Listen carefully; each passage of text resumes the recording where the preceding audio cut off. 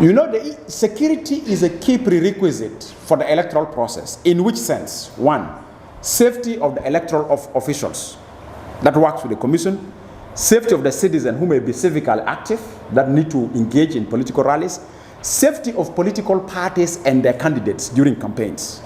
So those particular sort of like ends or those particular characters really need security.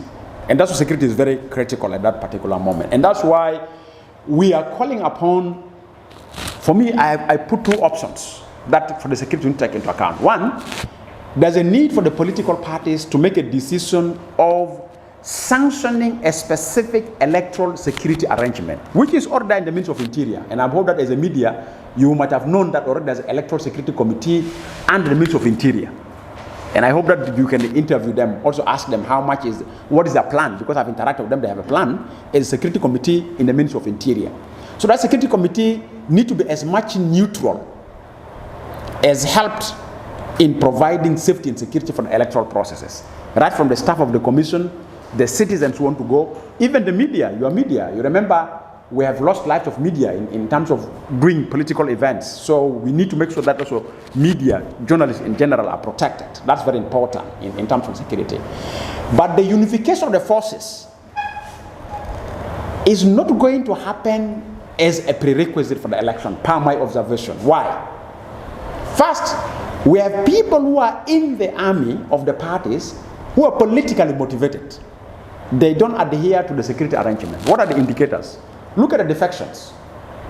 People in uniform want to defect in order to get where there's a good green patch. So you are somewhere as a captain, you defect somewhere, you become a brigadier, somewhere soon defect, you become a general. So defections, these are politically motivated. And this will affect the security arrangement. Even if the parties, the only thing the parties can help security arrangement to be genuine is if they can denounce defections, if they don't support defections among the parties. And you have seen less than 2 or 3 months ago, defection across the board. People from SOA cross to SSPDF, people from SSPDF cross to IO, people from IO cross to SPDF. And you can see the defections. All those defections are calculations in order to survive. This is the unfortunate thing that is challenging security unification.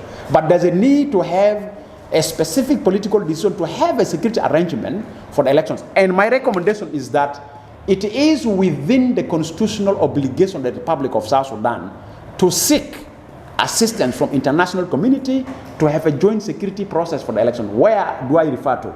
We have UN police in this country under the UN peacekeeping mission in the country. We have UN military. The police of South Sudan's police service can work together with the UN police to improve logistics in providing safety and security for the public, and that can win trust and confidence.